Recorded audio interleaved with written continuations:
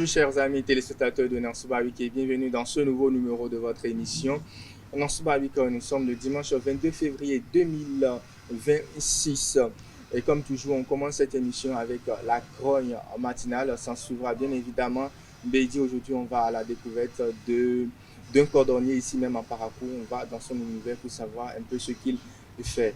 Et viendra bien évidemment Yebou. Aujourd'hui, on reçoit pour vous les organisateurs de VAPA qui viendront sur ce plateau nous donner les objectifs de cette association, de cet événement qui est déjà à sa 3e édition dans la ville de Parakou. Bien évidemment, le zapping viendra nous donner un peu de souffle avant de revenir sur ce plateau pour parler d'un sujet qui nous tient à cœur, le jeûne. Aujourd'hui, est-ce un engagement spirituel pour une simple tradition? Et ça sera avec nos débatteurs. Merci de vous installer confortablement. On revient pour Nansouba Week proprement dit.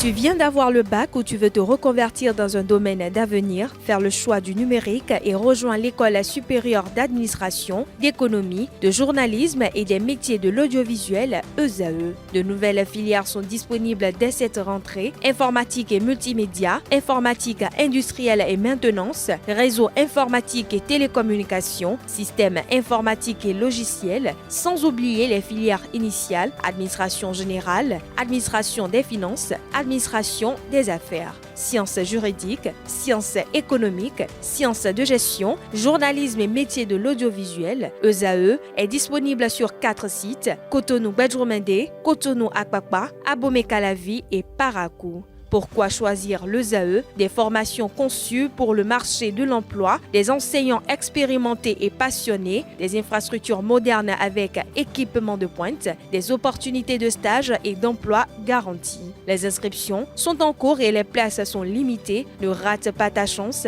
Donne vie à tes ambitions avec l'ESAE. Contacte-nous vite par appel ou par WhatsApp au 01 98 98 14 00 ou via email scolarité@esae.bj et visite notre site web www.esae.bj. Ton futur commence maintenant avec l'ESAE. Tu investis dans un avenir professionnel, concret et sécurisé. ESAE, l'excellence à un nom.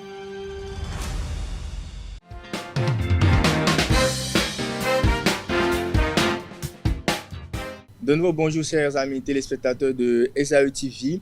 Bienvenue dans Nansouba Week. On démarre cette émission avec la grogne matinale que je vous demande de suivre. Ça chauffe. Le panier de la ménagère est vraiment vide et ça chauffe. Mais nous voyons quand même les résultats. Nous voyons les résultats des réformes. Ça se sent sur le terrain, ça se voit, même si Parakou semble être oublié, si je veux dire, par le développement. Vous voyez, tout est resté constant depuis près de 10 ans à Parakou. C'est vrai, on voyage, on va au sud et on voit tout ce qui se passe là-bas. Mais Parakou est resté comme ça. Bon, ils nous ont promis, on attend toujours des promesses. Parakou ici, on a compris finalement que la charité de la vie commence par s'augmenter de jour en jour. Et ce que tu faisais pour trouver 5 000, aujourd'hui, difficilement, tu trouves 2 500 ou bien 3 000. Or, ce que tu payais à 1 000 francs est parti à 1 500. Ce qui fait que avoir une capitale comme économie aujourd'hui est un peu compliqué. Ce que tu faisais pour trouver 10 000, aujourd'hui maintenant, difficilement, tu trouves 5 000. Mais ce que tu payais à 5 000 est parti à 8 000 ou bien à 7 000. Comment on peut s'en sortir? On ne sait pas ce qu'il y a à la base de tout ça.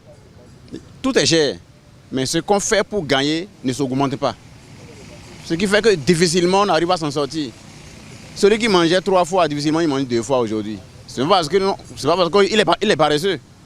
Ce que tu fais n'augmente pas de rentabilité, mais ce que tu payes s'augmente de jour en jour.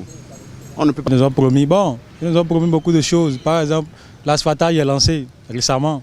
Asfata est lancé et j'ose croire que c'est un truc là, fin pavé là, qu'ils ont lancé ça, ils nous ont amené des machines. Mais le lendemain, les machines ont disparu. Et jusque là, jusqu'à aujourd'hui, bon, rien n'est effectif sur le terrain. On espère quand même, on a confiance à notre Agbe, on a confiance à notre Agbono. Et on sait que quand il le dit, il le fait. Si il a pu transformer le sud comme ça, s'il le veut, il va le faire. Le nord, c'est rien. S'il le veut, il va le faire. Mais pour la question, est-ce que c'est dans mon pays seul que cela se passe? Normalement, nos autorités doivent voter des lois qui permettent à chaque jeune du quartier ou bien à chaque délégué du quartier de s'associer avec des jeunes pour faire des caniveaux. Nos voies sont gâtées aujourd'hui, il faut des caniveaux. Est-ce qu'il n'y a pas de loi que nos autorités peuvent réfléchir dans ce sens-là? Chaque jeune du quartier ou bien chaque délégué peut mobiliser ces jeunes pour tracer les voies. Partout maintenant, dans nos petits villages, là où je vais, dans nos fermes, les jeunes s'associent, on fait nos ponts nous-mêmes pour permettre nous-mêmes de traverser. On fait nos voies avec la roue, on trace les voies et l'eau passe. Maintenant en ville ici, pourquoi est-ce qu'on ne peut pas faire ça? Chacun rentre dans son coquille, si tu fais ça, ils vont te prendre, tu fais ça, ils vont te prendre, et les voies sont gâtées, on dit les autorités. Et il y a un proverbe chez nous qui dit, si on s'associe et choisit une seule personne, le déposer quelque part, et il ne peut pas venir à nos secours pour entendre tout ce que nous voulons, est-ce qu'on ne peut pas se réunir et faire ça ensemble? Cela manque aujourd'hui dans le projet de nos gouvernements.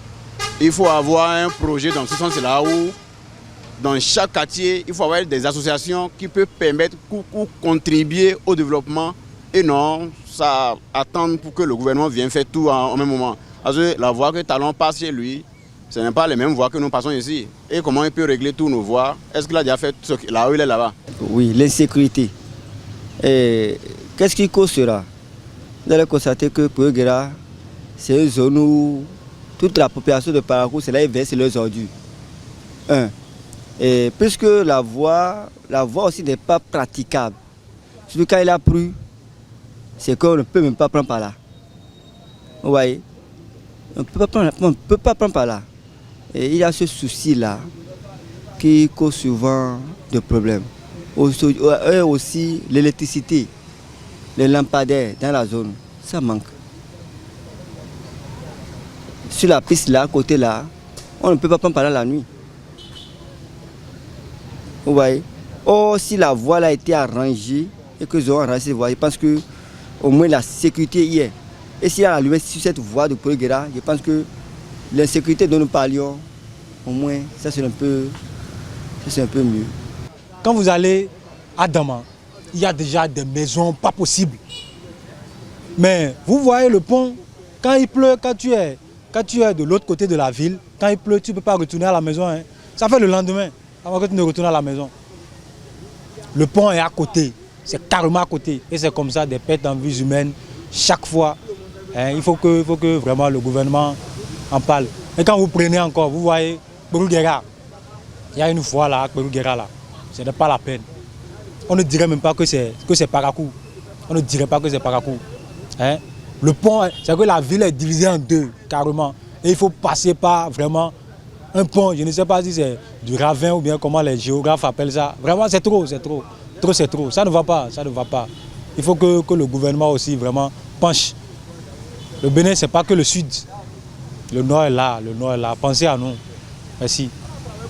Bon, moi je n'ai pas voyagé trop, mais quand même à Parakou, depuis que j'ai grandi, le Parakou est toujours resté comme c'est resté. Hein. Il n'y a pas grand-chose. Ils nous ont promis tant de choses, mais rien ne va. Mais quand même, on remercie Dieu, comme il y a la vie, on espère bien. Vous voyez notre fleuve, Okpara, ça ne va pas. Depuis des années, nous crions ça. Et vous n'êtes pas sans savoir que récemment, il y a eu une dame qui a sauvé des vies et ils l'ont nommé chevalier d'ordre national, vous voyez. Mais il ne faut pas attendre que le pire vienne. Il ne faut pas attendre que le pire arrive avant de sauver la population. Ça ne va pas. Je ne sais pas qu'est-ce que ça coûte à l'État, d'accord, de faire un pont là, un pont dit du nom. Nous avons quand même un lycée et vous n'êtes pas sans savoir que le président est en train de promouvoir les lycées agricoles. Nous avons un lycée à Kika là, mais le pont de l'Okpara là, ça ne va pas. Grand et matinal s'en est terminé. On espère que les autorités à divers niveaux ont écouté le cri de cœur de ces populations. Cette fois-ci, on fait un tour dans Beidi. C'est une réalisation de Moudi Nawani et de Sylvie Dédéou.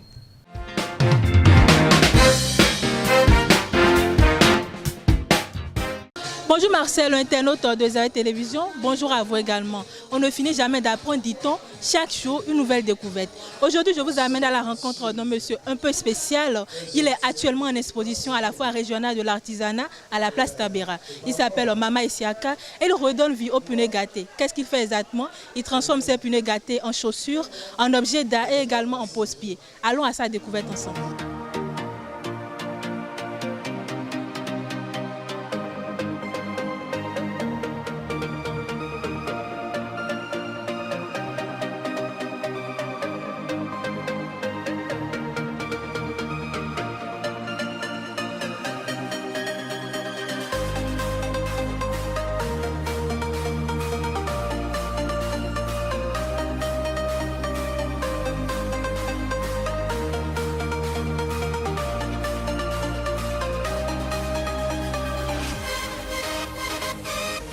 Bonsoir monsieur. Bonsoir madame. Présentez-vous s'il vous plaît. Et je m'appelle Mama Isaka et j'ai quitté la commune de la Takura, précisément la commune de Tangueta, pour l'exposition du foie. C'est ça qui m'a amené ici. 20 ans déjà que Mama Isiaka exerce dans ce domaine, un travail qui n'est pas sans risque. Oui, également les difficultés qu'on peut rencontrer. D'abord j'ai problème de matériel.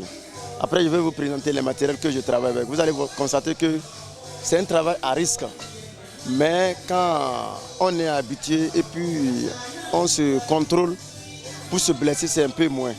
Et ça a besoin de souffle. Bon, quelqu'un qui n'est pas habitué au travail, si vous voyez je travaille, vous allez dire que je perds plus de l'énergie. Mais au fait c'est une question d'habitude. Sinon peut-être avec le temps, avec l'amélioration, et j'aurais besoin peut-être des appareils qui peuvent faciliter certaines choses. Maintenant, qu'est-ce qui vous a motivé à rentrer dans ce domaine? Parce qu'il y a plusieurs domaines d'apprentissage. Mais vous avez choisi spécifiquement ce domaine, pourquoi? Effectivement, ce qui m'a plu de choisir ce travail-là, et depuis que j'étais élève, quand les chaussures se cassent dans le quartier, j'essaie de coudre ça pour les amis et pour moi-même. Voilà, je suis une personne handicapée et j'ai les cannes au fait. Et ces cannes-là, un jour j'allais à l'entrée de l'école, arrivé à l'école, je vais rentrer dans la classe et c'est glissé. Les cannes là ont glissé et je suis tombé. Donc comme quoi, il fallait des caoutchoucs sur les bouts pour que les cannes là ne glissent plus. Donc j'ai demandé à un vulgarisateur où est-ce qu'il peut gagner quelqu'un qui fabrique quelque chose qu'on peut mettre et lui m'a orienté auprès d'un cordonnier. J'étais assis quand il a fait le travail devant moi, il a placé les trucs. Et je suis parti. Donc à partir de ce moment, je ne glisse plus, je ne tombe plus. Après avoir laissé l'école, je me suis demandé, bon, qu'est-ce que je vais apprendre? Et l'idée m'est arrivée, il fallait quand même que je m'adapte à là. Ce travail m'aide beaucoup à ne plus faire la mendicité. Parce que j'ai des collègues à qui j'ai formé avec ce travail-là. Et aujourd'hui, eux-mêmes, ils se sont installés. Et je leur dis toujours que seul le travail qui paye. Quand vous êtes dans un travail, c'est mieux quand vous demandez, les gens savent que même s'ils vous donnent, vous n'allez pas bouffer leur argent. Ils savent que peut-être c'est quelque chose qui vous manque dans votre domaine. Ils vont investir. Mais rester sans rien faire, bon, je ne vois pas où c'est bon. L'usage des punais usés semble être une tâche facile ou un jeu d'enfant, mais c'est un travail qui nécessite une bonne créativité, assez de concentration et d'énergie. Ceci par exemple là, c'est la première matière du chaussure qu'on fabrique avec. Donc comment ça se fait? Et ça se fait quelque chose comme ça. Bon, on a des mesures, je n'ai pas pu amener ça. Vous voyez, ça se pose là. Et on essaie de tracer avec le bic.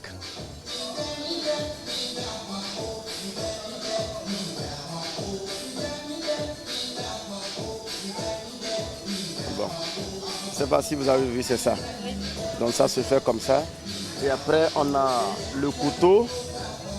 Mais le couteau, d'abord, on met de l'eau d'abord. Hein. Parce que le pneu, quand vous voulez le couper, quand le couteau ne rentre pas dans l'eau, ça ne marche pas. C'est le couteau qui rentre dans l'eau et ça lui permet de glisser. Sinon, ça ne glisse pas. Donc, on a l'eau à côté, on fait comme cela. Oui. Voilà, ça, je l'ai coupé ça. Maintenant, vous voyez comme ça. Et on suit le bic. On a le trait de bic.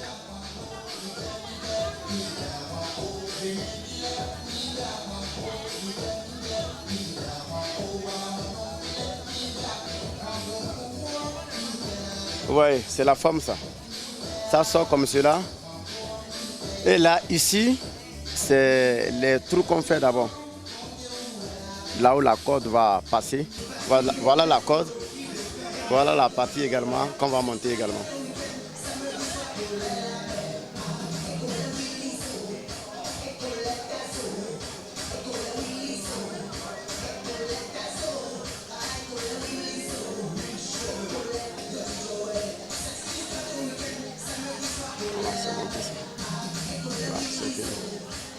Là, on met une attaque, on met un peu de pointe.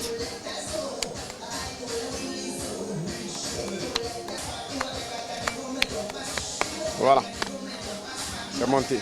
Outre les chaussures économiques, il fabrique également les pièces détachées pour les engins à 2, 3 roues et les gros porteurs et bien d'autres matières utiles. Les chaussures que vous voyez en face de moi, ça se fait avec le pneu de titan. Il y a quelque part on enlève certaines choses qui s'appellent semelles, c'est ça qui fabrique les chaussures. Et également je fabrique les pièces des voitures, c'est-à-dire les cylindres-blocs. Tout ce qui est moto, concernant qui demande les caoutchoucs, ça se fait. Il y a aussi les caoutchoucs de tracteur que je fais dedans. Et je fabrique les caoutchoucs du moyeu. Il y a aussi les caoutchoucs de canne que je fais. Les béquilles à mâcher là, ça se glisse dans les terrasses et dans les carreaux également. Je fais prendre tout ce qui est quand même caoutchouc là. Je fabrique ça. Est-ce que vous avez une anecdote à nous raconter quand vous étiez en apprentissage ou bien quand vous avez commencé par travailler, quelque chose qui vous a marqué positivement ou négativement? Et je n'ai jamais ressenti dans le travail que quelqu'un m'a marqué. Au fait, même les gens s'intéressent, même quand ils me voient travailler, ils s'intéressent beaucoup. Parce que les gens amènent des motos par exemple. Et sur cette moto, parfois il faut se mettre debout ou il faut se mettre assis. Donc je fais quand même à plusieurs efforts qui vont me favoriser moi pour pouvoir faire le travail. Donc je fais le travail, parfois même quand je fais le travail fini, le prix que même j'ai demandé, il y en a qui doublent ce prix-là. Ils sont contents, ils ont vu comment je me bats et je fais le travail. Il y avait un jour un monsieur aussi qui avait amené une voiture 4x4. Et sur les voitures aussi, il y a quelque part où il y a des caoutchoucs qu'on met. Et sur ces caoutchoucs-là, là où on met les caoutchoucs, on appelle ça les lames de ressort. Donc il était assis, lorsque son mécanicien a fini de démonter, comment il fallait déplacer le fer, comment il faut faire ci, ça, je ne leur ai pas demandé ça. Donc ils étaient là assis, me regardaient, j'ai fait. Après avoir fini le travail, ils m'ont demandé pourquoi je ne leur ai pas demandé de m'aider à amener le fer où j'avais voulu avant de faire le travail. Il dit effectivement, ils ont raison. Ce n'est pas tout le temps qu'on peut demander de l'aide. Où j'allais demander peut-être de l'aide, c'était à moi de demander. Si j'ai vu que là où j'allais déplacer et que ça ne m'arrivait pas, ou bien j'allais peut-être plus me fatiguer, j'allais leur demander de l'aide. Voilà, le monsieur était très content et après il m'avait fait des promesses. Bon, ces promesses n'ont pas été, il n'a pas été réengagé sur sa promesse. Parce qu'il m'a dit que lui n'est pas au pays. Il est à l'extérieur et comme quoi il allait faire ma promotion, mettre les trucs dans les chaînes. Et comme ça, peut-être, il a fumé, comme quoi il allait amener les choses là-bas. Et comme ça, avec le temps, s'il revenait, bon, je ne sais pas. Après, les numéros qu'il m'a donnés, ces numéros ne marchent plus. Maintenant, est-ce que vous avez un conseil à donner à un jeune qui veut se spécialiser dans votre domaine? Vraiment, j'ai un conseil à lui donner. Et aujourd'hui, beaucoup de jeunes ne s'intéressent pas au travail. J'ai constaté ça, même s'ils s'intéressent, ils ne sont pas tellement résistants. Et vous voyez ce travail-là, aujourd'hui, le gouvernement a limité un âge donné dans les travaux. Il y a plusieurs travaux qui font... Bon, je sais que les couturiers et consorts ne dépassent pas 3 ans. Mais ça, c'est... Aujourd'hui, les modèles sont différents. On sait qu'il y a des travaux qu'on peut faire à un âge donné un peu plus. Ce que je veux leur demander de faire à beaucoup de jeunes, d'abord de vouloir ce qu'ils veulent faire là, d'abord d'avoir l'amour de ça. Ça fait un, s'ils ont l'amour de ça, quel qu'en soit, il n'y a rien qui est difficile. Hein. Et il n'y a rien également qui est facile. La première des choses d'abord, c'est de vouloir. Quand on veut, on peut y arriver. Donc de se donner fort. Et celui qui veut donner le savoir à eux, d'abord la première des choses, c'est de le respecter. Quand vous êtes avec quelqu'un qui veut vous donner le savoir, c'est pour l'éternité. Donc c'est le respect. Et quand c'est comme ça, ça marche, ça doit marcher.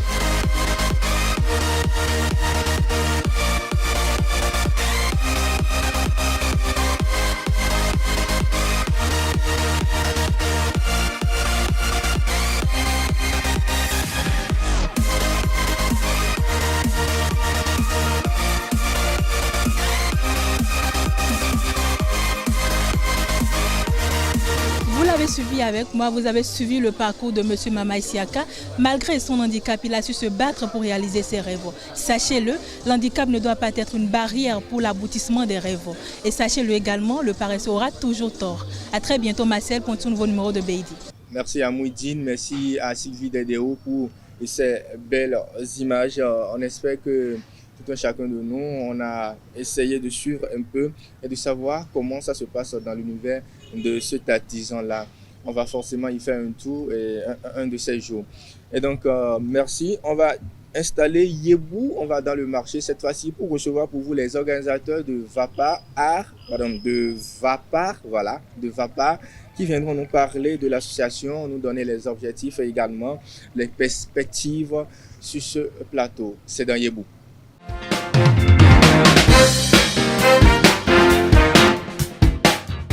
On continue cette émission. Cette fois-ci, nous sommes dans Yebou. On reçoit pour vous les organisateurs de Vapar qui sont déjà dans le locaux sur ce plateau. Il s'agit bien évidemment de Ayode A et de Hunjo Angelo. Voilà, Hunjo Angelo c'est la même personne.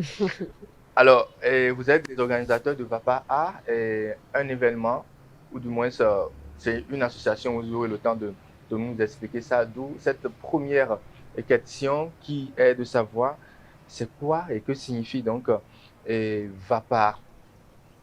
Bonjour. Et Ayode. Bonjour. Comment vous allez? Ça va très bien et vous? Je vais très bien. Super. Alors Vapar, ça signifie quoi? Qui l'a initié?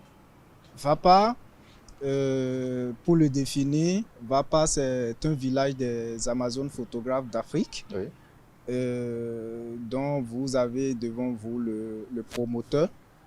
Et Vapar, pour vous expliquer en bref, c'est un projet de rencontre internationale destiné uniquement pour la gente féminine, pour la célébration de la photographie artistique. Ce projet est composé aujourd'hui de plusieurs membres dans le comité. Elle fait l'effort de parler un peu plus fort. Voilà. Le projet est composé de plusieurs membres de comité. Vu que le projet, le festival, le village est international, nous avons donc des membres qui viennent de l'Haïti, des membres qui viennent du Burkina, du Mali. Et donc le village est composé de plusieurs personnes qui maintiennent le village en vie. Voilà. Alors dites-nous très rapidement, Vapar c'est l'association ou c'est l'événement? Comment ça se passe? Vapar c'est un événement qui est organisé par Ayode Art Picture, qui est un qui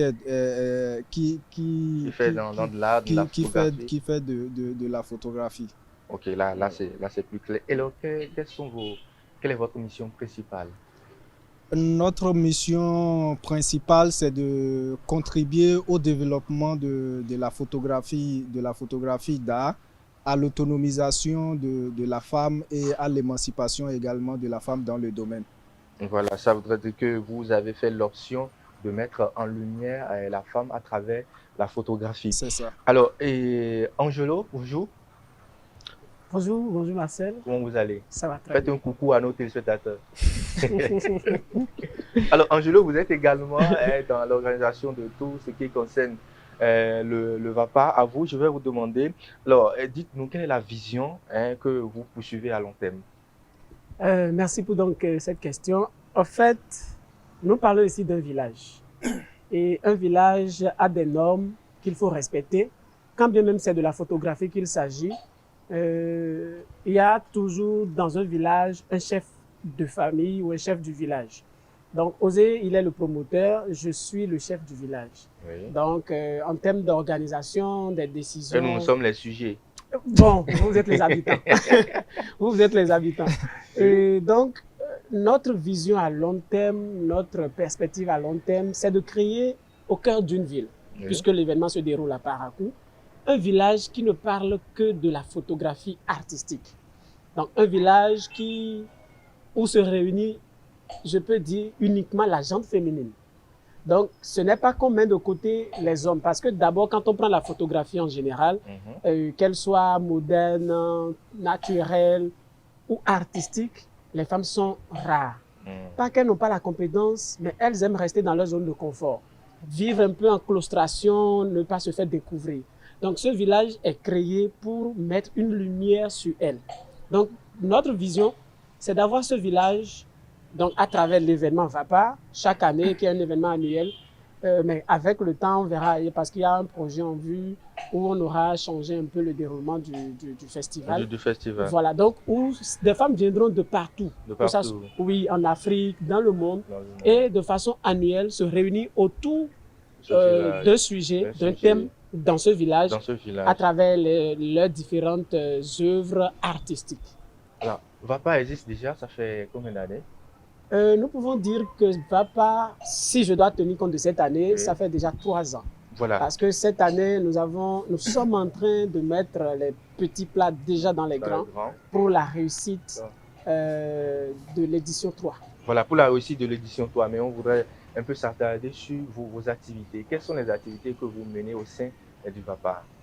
Évidemment, VAPA, d'abord, nous faisons de la sensibilisation. Nous faisons également des formations. Nous faisons des masterclass. Vous savez, aujourd'hui, quand on parle de masterclass, c'est autre niveau d'une formation. À ce niveau, justement, ce sont des formations qui sont de road standing, qui coûtent très cher. Donc, nous définissons des thèmes qui ont trait à la photographie d'art. Peut-être, on peut parler de comment faire une description d'une œuvre artistique, comment prendre une image en contre-jour, comment. Donc, il y a des thèmes spécifiques sur lesquels nous invitons des experts, des photographes de renom qui quittent le Mali, le Togo, le Nigeria, pour venir donner ces masterclass à ces différentes femmes. Au sein de VAPA aussi, nous faisons ce qu'on appelle des visites touristiques. Parce que quand ces dames viennent, quand ces jeunes dames descendent au Bénin, à Parakou, on se permet quand même de leur faire découvrir le pays, la ville, et puis nos atouts aussi. Donc, voilà. Il y a plusieurs activités qui sont menées. Beaucoup de choses et beaucoup de paroles. Alors dites-moi, quelle est l'activité principale du VAPA?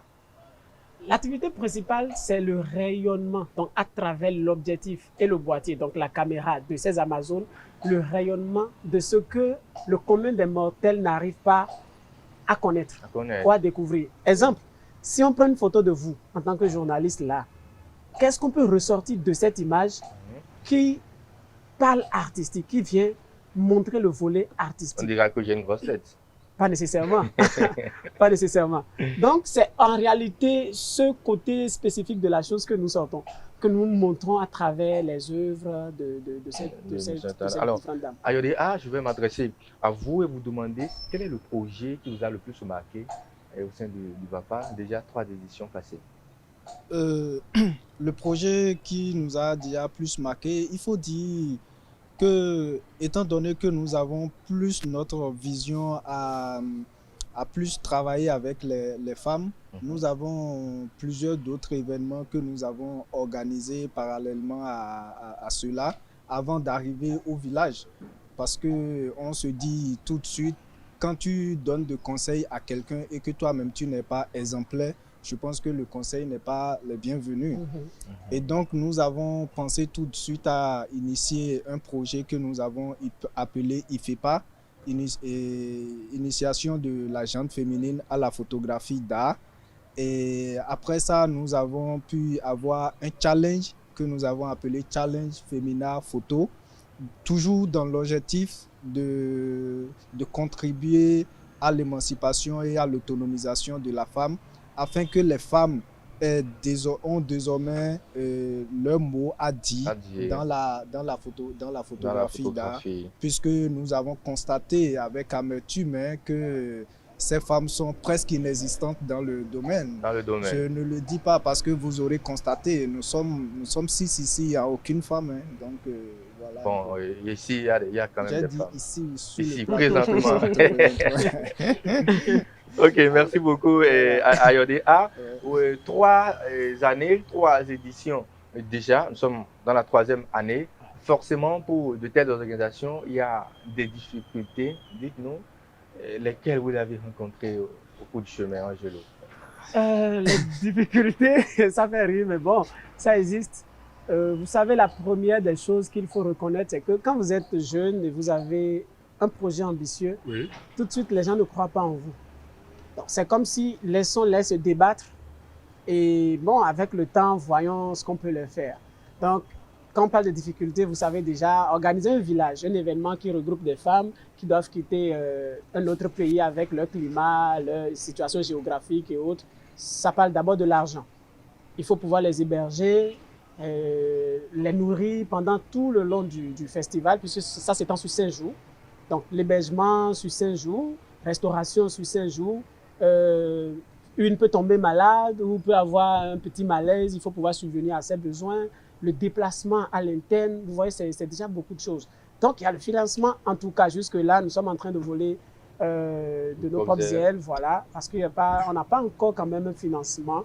Nous essayons quand même de toquer à certaines portes. Bon, est-ce que je dirais qui jusque-là ne sont pas encore ouvertes? Mais de toute façon, il y a ces difficultés qui sont là. Et aussi, l'accompagnement n'y est pas. Quand je parle d'accompagnement, vous savez, entre nous, jeunes, entre amis photographes, avec les autorités, il suffit juste peut-être que le maire, je donne un exemple, le CA prenne une décision pour dire, bon voilà, au cours de cet événement-là, je me porte garant de vous assurer en termes de sécurité, mettre à vos côtés des agents de sécurité juste pour sécuriser. Vous voyez, c'est déjà quelque chose. C'est déjà quelque chose. Mais ces choses, je ne vous coupe pas, nous avons désormais un maire très jeune, peut-être qu'il sera à l'écoute des citoyens, des gens qui ont des... C'est notre... C'est notre souhait. Voilà. Alors, quand on parle de difficultés, forcément, on cherche des solutions. Je vais vous demander, Ayodé, de regarder, de fixer droit cette caméra et de parler à vos partenaires qui existent déjà et d'inviter les autres à venir quand même faire un tour dans le VAPA et donner de l'air. Comme le chef du village l'a déjà dit, il y a des gens qui doutent encore de la valeur que nous apportons à travers ce festival. Et déjà, nous remercions ceux qui ne ménagent déjà aucun effort pour soutenir l'événement, de la première édition à la deuxième édition, de ne pas nous lâcher, étant donné qu'ils connaissent déjà la pertinence et l'importance de ce festival, de ne pas nous lâcher comme d'habitude, et que ceux qui doutent encore, nous avons déjà les preuves qui prouvent qu'on a envie de faire. Nous avons déjà des preuves qui prouvent que nous avons des objectifs à atteindre. Aidez-nous à atteindre ces objectifs de par vos gestes, de par vos conseils et de par également vos recommandations pour que ce festival soit vraiment un rendez-vous continental tel que nous l'avons dit, pour que ça soit également une référence, parce que ça n'existe nulle part. Et si nous lâchons ce festival, ça veut dire que ça ne va toujours pas exister. Donc, pourquoi ne pas aider pour que ça reste dans le temps? Voilà. Angelo, comment retrouver le VAPA? Le numéro de téléphone, la situation géographique? Oui. Parce que quelqu'un peut-être voudrait vous donner 50 millions. Le promoteur est bien placé pour donner parce qu'il a toutes les adresses. Alors, les adresses, la localisation, comment vous retrouvez? Oui, pour retrouver VAPA, le village est créé au sein de la ville de Parakou. Et pour nous contacter, nous sommes au 01 95 32 97 20. Et si vous allez sur Facebook, il suffit simplement de taper VAPA d'Afrique et vous allez nous trouver. Et même sur Google, si vous tapez un événement ayant rapport aux femmes photographes ou tapez juste VAPA sur Google, nous avons même un site web qui fait la promotion ou une plateforme sur laquelle vous pouvez trouver tout ce que nous avons fait déjà. Vous pouvez découvrir même les Amazones, les participants de la première édition jusqu'à la deuxième édition. Merci beaucoup. Angelo, un dernier message à l'endroit de nos autorités? Oui, chères autorités, c'est très important et capital de soutenir cet événement parce que VAPA parle d'abord de Parakou. Quand ces dames disent « je veux mon passeport, je veux mon billet d'avion, je veux ma ma carte de séjour pour aller au Bénin, à Parakou, ça révèle d'abord notre commune, ça révèle d'abord notre ville. Et encore moins, quel événement, photographie artistique. Je pense qu'aujourd'hui, personne ne peut se passer de la photographie et surtout de la photographie d'art. Nous valorisons quand même les sites de Parakou, nous valorisons les mets locaux, donc c'est très important de nous soutenir, de nous prêter main forte pour que VAPA puisse exister et attacher vos images à cet événement que j'appelle continental, puisque déjà de Haïti, en passant par le Burkina Faso, en venant au Togo, Mali, Niger, c'est déjà un événement qui est connu dans la sous-région et en Afrique. Merci beaucoup à vous et Angelo et Moujo. Et merci Ayodé Art pour quand même ces éclaircissements. Alors Yebou, c'est fini pour ce numéro. On va faire une petite pause dans le zapping avant de revenir sur un plateau pour le panel de discussion. Le sujet comme annoncé, le jeûne aujourd'hui, tradition religieuse ou engagement spirituel réel. Nos débatteurs vont nous donner ce qu'ils en pensent. Alors, on fait une petite pause, on revient sur ce plateau.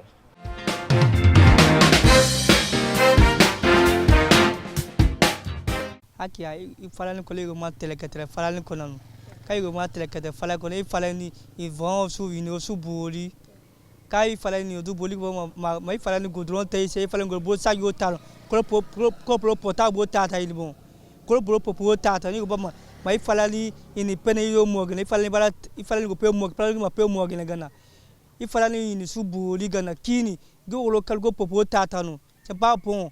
Et encore notre quartier Lima là. On plaque les gens qui prennent portable, ainsi que prennent portable avec ça. Et encore, à Parakou ici, à Parakou, on gèle Parakou ici, Parakou Lima là, on peut voir comment on va faire clair.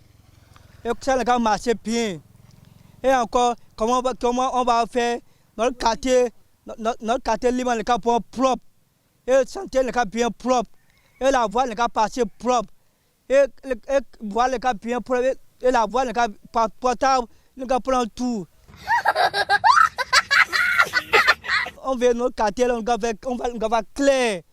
Et notre quartier là, on prend les gens là-bas.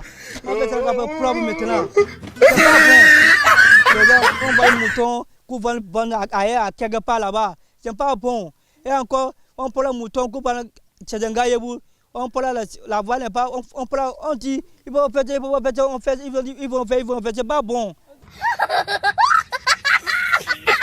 Quel est le nom du porte-parole du gouvernement?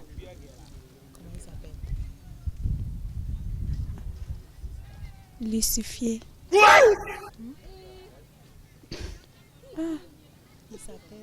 Il s'appelle Lucifié. Wilfried, ou bien quoi? Pourquoi vous doutez? Il s'appelle Wilfried Lucifié. Lucifié là, vous avez trouvé ça où? C'est quoi ce nom que vous êtes en train de lui attribuer? Wilfried quoi?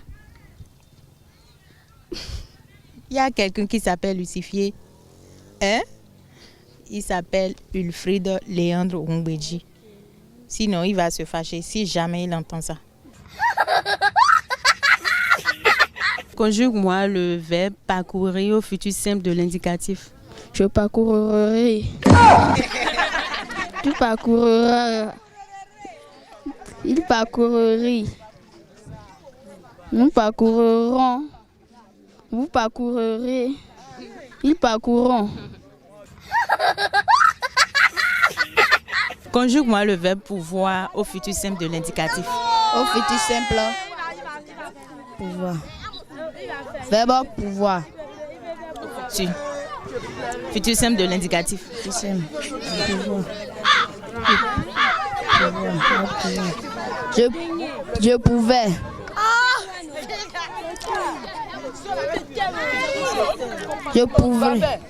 Je pouvais. Tu pouvais, il pouvait, nous pouvions, vous pouviez, il ou elle pouviez. Combien de mois il y a dans une année? Il y a 12. Et combien de semaines il y a dans un mois? 50, 52. Le Bénin compte combien de départements? 12 départements. Combien de communes? Sont 12.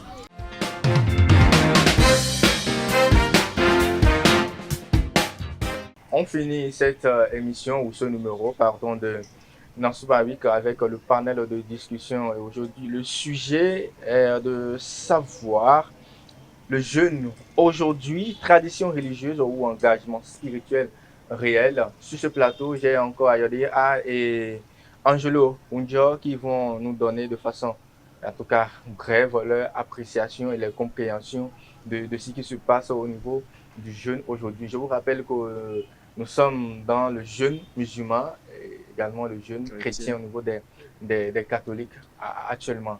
Alors, très rapidement, je vais vous demander, Angelo Unjo, que vous inspire ce sujet?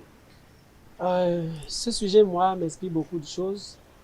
Parce que, vous savez, généralement, quand on parle de mois de pénitence, de carême, de jeûne, c'est un moment où tout le monde devient fidèle. Qu'on soit musulman ou chrétien, de tout ordre. On devient fidèle. C'est en ce moment où on court vers la mosquée, on reconnaît les chemins des différentes églises. C'est en ce moment où on veut plus se rapprocher de Dieu. Donc, moi, je ne dirais pas tout de suite un engagement parce que c'est comme, bon, c'est un moment, allons respecter la doctrine. Faisons ce que tout le monde fait. Oui. Pourquoi moi, je dois être différent des autres? Oui. Parce que quand on va me demander, tu ne jeûnes pas et que je réponde non, ça ne sonne pas bien. Ça ne sonne pas parce qu'on est dans une période quand même. Parce qu'on est quand même dans une période où tout le monde le fait. Donc, faisons-le ensemble. Mais dans le même temps, pour d'autres, c'est vraiment un engagement. Parce qu'ils reconnaissent que c'est le moment de, comme le fait le serpent, de changer la peau. Oui, nous sommes des humains et il nous arrive de pécher, de commettre ces transgressions. Donc c'est un moment où pour d'autres, il faut laisser cette ancienne peau et se revêtir d'une nouvelle peau. Donc vous devez remarquer déjà avec moi, il y a déjà ces vidéos qui circulent où des gens déjà parlé de 15 heures, 14 heures, 15 heures, 16 heures. On va y revenir. On va d'abord demander à Ayode Ayode A, que vous inspire déjà à ce sujet. Pour vous, est-ce que c'est un engagement ou une simple tradition? Pour moi, ce sujet, je pense que pour les humains, ça devient une tradition qu'il faut chaque fois honorer. Parce qu'en réalité, je pense que les gens ne le font pas honnêtement.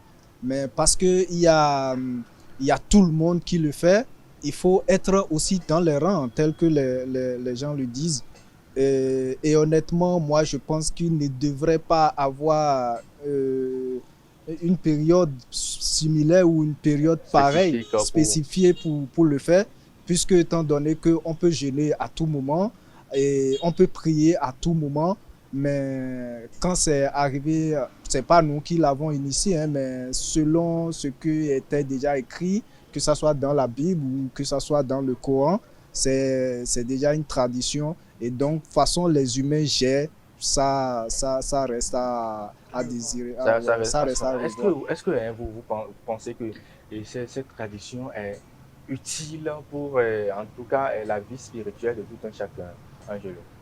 Oui, de toute évidence, parce que même si c'est 30 minutes, vous le savez aussi bien que moi, que vous passez devant ou en présence de Dieu, de l'être suprême, qu'il soit Allah, qu'il soit Dieu, qu'il soit je ne sais quoi, vous sentez quand même que vous n'êtes plus l'humain que vous étiez, c'est-à-dire rempli de péchés, de désirs, de sales idées, voilà. Donc quand vous passez ce temps de purification, vous remarquez quand même un changement dans votre vie. Donc moi, je pense que c'est très important. Ouais. Et surtout qu'on n'attend pas toujours, comme il l'a dit tout à l'heure, ce temps de jeûne pour s'y consacrer. Parce que, vous voyez, aujourd'hui, ici, on fait de ces débats. Ça ne vient pas tous les jours. Alors, si on a de temps, on va devant Dieu, on lui dit, Seigneur, voici ce dont j'ai besoin, purifie-moi et autres. Je trouve ça très important, très capital pour notre revêtement spirituel. Revêtement spirituel. Ouais. Alors, est-ce qu'on peut jeûner sans changer de comportement, Ayode A? Est-ce qu'on peut jeûner sans changer de comportement? Oui, je pense que c'est le mot jeûne aujourd'hui qui fait changer le comportement à ces soi-disant fidèles. parce que s'il n'y a pas de jeûne, ils ne se mettent pas dans les règles de l'art de la religion.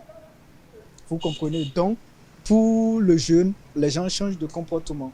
Ou pendant est-ce que le comportement est changé uniquement pendant le jeûne ou après le comportement est toujours bien gardé?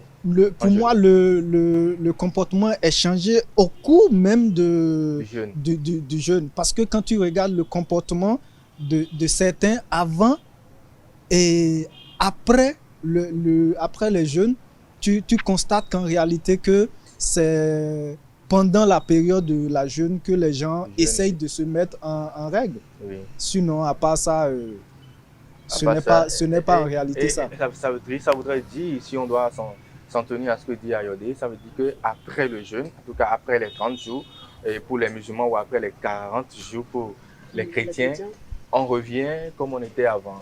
Finalement, c'est quoi la finalité?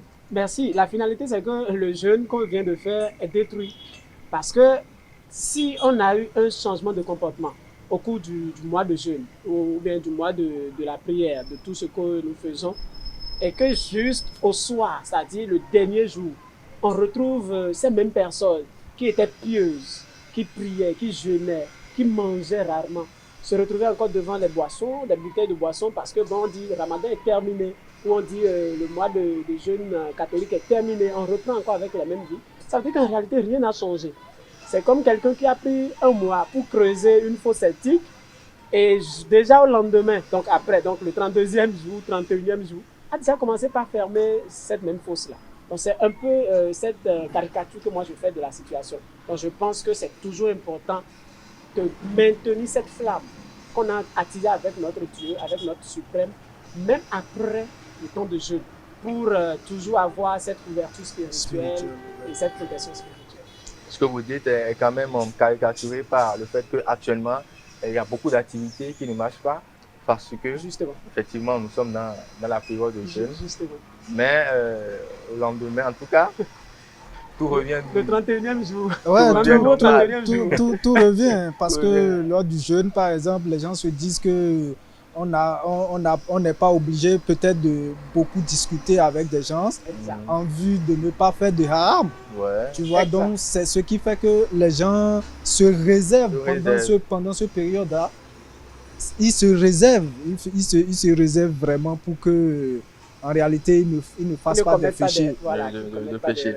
Alors aujourd'hui, on voit un peu partout sur les réseaux sociaux, il y a des gens qui publient des vidéos pour montrer qu'ils sont en jeûne, pour montrer qu'ils sont quand même en accord avec tout ce qui est jeûne, que ce soit musulman ou chrétien. Est-ce que ce n'est pas une manière, je sais pas, de se montrer, c'est pas de l'hypocrisie? Parce que je jeûne, est-ce que j'ai forcément besoin de dresser ça aux yeux du monde?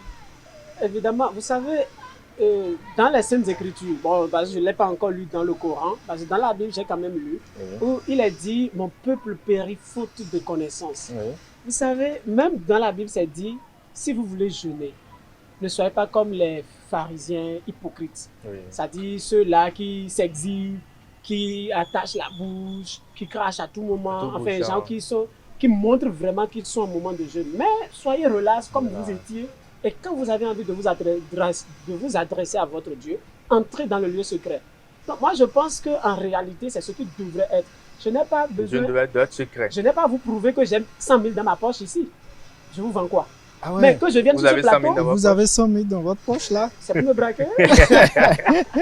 Mais quand je viens ici, je sors 100 000, je dis bon voilà, j'ai 100 000 francs. Vous devez voir que je suis un peu orgueilleux. Ouais. Donc je pense quand même que c'est un temps où c'est une rencontre personnelle avec Dieu. Ah, mon Dieu, voici ce que j'ai fait de mal, mais je reconnais qu'en ce moment, je dois me dépouiller devant toi. Que tu me refasses, que tu me reconstruises. Je me répands devant toi. Merci beaucoup. Ouais. Je pense que vous voulez faire un peu de prêche. C'est un pasteur, c'est un pasteur. Alors on a bien fait de choisir le sujet. Ouais. C'est vrai, on n'a pas assez... Moi, je suis le prophète. Merci. On n'a pas... assez de temps, mais on va essayer, à tout drôle, vous allez essayer de donner un conseil assez, en tout cas, fidèle, que ce soit musulman ou chrétien, pour quand même bien faire le jeûne, pendant et après le jeûne. On va commencer par le prophète. Voilà. Ayodé A. Si j'ai des conseils à donner aux fidèles, que ce soit chrétiens ou musulmans, la période de jeûne, c'est une période où vous vous concentrez. C'est une période de concentration où vous discutez avec vous-même et votre Dieu. Vous n'avez pas besoin d'allumer vos caméras pour faire des photos, pour faire des vidéos que vous êtes en train de jeûner. Je pense que le jeûne, pour moi, si vous faites ça, c'est gâté. Merci. Le prophète. Oui, Angelo. Bon, moi je dirais simplement que si vous voulez jeûner, jeûnez. Jeûnez pour vous-même et non pour les autres. Parce que cette purification ne concerne pas les autres. Ce travail, c'est entre vous et votre Dieu. Vous n'avez pas besoin de montrer aux yeux de tout le monde que vous êtes en train de jeûner. Donc, tout compte fait, ne faites pas comme les autres, mais faites ce qui vous convient. Dites les prières qui vous concernent, ce dont vous avez besoin, et surtout n'oubliez pas de demander pardon. Voilà, et surtout n'oubliez pas de demander pardon, et je vais vous souhaiter par la même occasion bon temps de jeûne à tout un chacun, bon temps de jeûne aux musulmans, bon temps de jeûne aux chrétiens et catholiques et aux autres chrétiens qui suivent également le mouvement. Et nous, on va s'arrêter là pour aujourd'hui. Nansouba Week de ce jour, c'est terminé. On va revenir sur ce même plateau le dimanche prochain pour un nouveau numéro de votre émission Nansouba Week. D'ici là, portez-vous bien et surtout n'oubliez pas de vous abonner, d'activer la cloche de notification et de rester toujours en compagnie de nos programmes sur les Allez, au revoir.